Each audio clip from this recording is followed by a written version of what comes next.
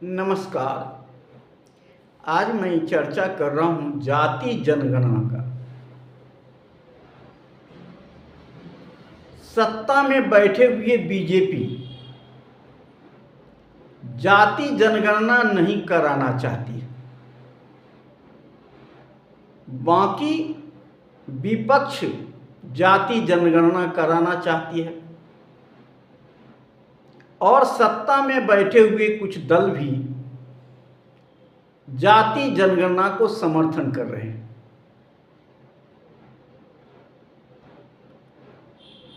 और बीजेपी जाति जनगणना को विरोध क्यों कर रही है, इसके पीछे कारण क्या है? जाति जनगणना का विरोध बीजेपी कर रही है, बीजेपी नहीं कर रही है, बल्कि बीजेपी में बैठा हुआ एक वर्ग है जो इसका विरोध कर रहा है। वह वर्ग कौन सा है वह आप भी जानते होंगे, जो जाति जनगणना का विरोध कर रहा है, जो देश का संसाधन में ये 10% वालों की 90% हिस्सेदारी है। 10% ने 90% संसाधन पर कब्जा कर लिया है, इसलिए यह जाति जनगणना नहीं कराना चाहते। संसाधन मतलब सभी जगह, विधानसभा में, लोकसभा में, सुप्रीम कोर्ट में, हाई कोर्ट में, दिल्ली विश्वविद्यालय में, सचिव में, ये 10% वाले 50% सीट पर बैठे हुए और इनके ये 90% संसाधन इनके कब्जे में आ गया है। इसलिए यह वर्ग जाति जनगणना नहीं कराना चाहते। इधर विपक्ष जाति जनगणना इसलिए कराना चाहती है कि जिसके जितनी संख्या भारी उसको उतना हिस्सेदारी, माने संख्या के अनुसार उसके संसाधन में हिस्सेदारी मिले, इसलिए वह जाति जनगणना कराना चाहती है कि जब तक ठोस कोई नतीजा सामने नहीं आए तो हम मांग किस आधार पर करेंगे? आज़ादी के समय ही जाति जनगणना हुआ, उसके बाद तो हुआ नहीं। तो इस समय डाटा क्या है? कौन जात कितने नौकरी पे है, कौन जात को कितने जज है, कौन जात के पास कितनी संपत्ति है, किस जाति के पास कुलपति है, किस जाति के पास सचिव है, किस जाति के पास विधायक है, एमपी है। यह आपको स्पष्ट रूप से जाति जनगणना से पता चलेगा। नौकरी में कितने लोग हैं तो आपको पता चलेगा कि 50% नौकरियों में एक ही वर्ग के लोग भरे पड़े और वही लोग आरोप लगाते हैं कि तुम्हारे हिस्से का यादव सब कुछ खा गया। आपको बांटने और लड़ाने के लिए यह आवाज उठाई जाती है।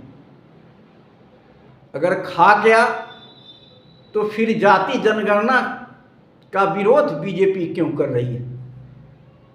पता चल जाएगा कि यादव ने कितना खा गया, कुशवाहा ने कितना खा गया, कुर्मी ने कितना खा गया, इससे पता चलेगा। तो आज जाति जनगणना का मकसद यही है कि अपनी हिस्सेदारी मांगना और आरक्षण की सीमा बढ़ाना।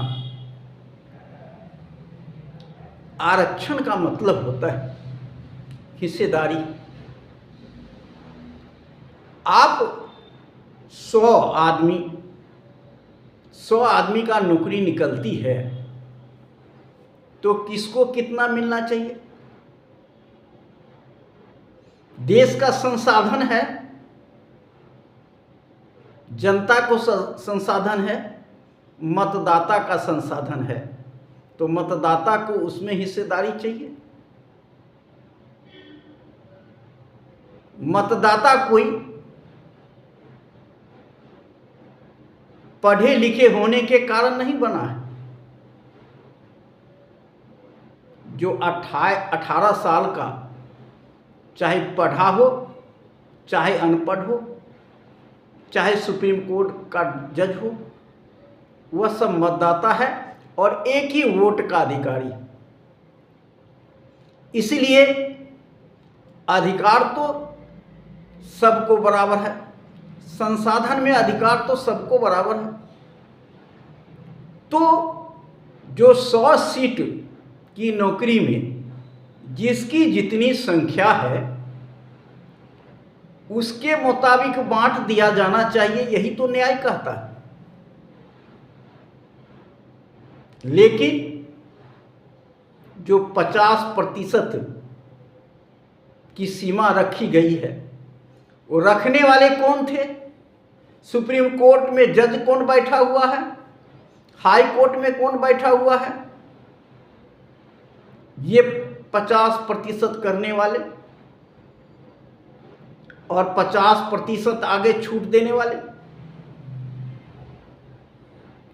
उसी मानसिकता के हैं जो 2000 साल पहले जो अपने आप को श्रेष्ठ और सबसे ऊंचाई पर रखना चाहते थे, वही आज भी मनसा लिए हुए बैठे हुए हैं कि हम 10% लोग 50% पर कब्जा जमाए बैठे रहेंगे। उनका मनसा यही है। आज देखिए कि 10% जिनकी संख्या है, 40-50% हर जगह बैठे हुए हैं, बल्कि सुप्रीम कोर्ट, हाई कोर्ट, सचिव और विश्वविद्यालय में तो ये 90% बैठे हुए हैं। वहाँ और बहुजन की कोई हिस्सेदारी नहीं है, क्योंकि वहाँ पहुँचने से ही रोक दिया जाता है, क्योंकि हर जगह तो वही बैठे हुए हैं। तो इसलिए सुप्रीम कोर्ट के द्वारा रोक करके ये कहा जाता है कि 50% से आगे आरक्षण नहीं बढ़ेगी, बल्कि 50% 10% वालों को मिलेगा। मकसद यही है। दूसरा मकसद है कि आज जो आरक्षण मिला हुआ है उनका सीट खाली है, उनका सीट नहीं भरा जाता, लेकिन जनरल सीट भर जाती है। दूसरी तरफ अब तो आरक्षण क्या, प्राइवेट करण में आरक्षण की भी खत्म कर दिया गया। अगर आप देश का संसाधन गिरवी रख दोगे तो वह किसी को आरक्षण देगा? क्यों आरक्षण देगा? वहां आरक्षण नहीं है, तो नौकरी खत्म हो गई और संसाधन 10% के कब्जे में चला गया, और जिसके कब्जे में गया वह 10% वालों को मैनेजर रखेगा, मालिक बना के रखेगा, मुंशी बना के रखेगा, और बाकी बहुजन चपरासी बन के काम करेंगे।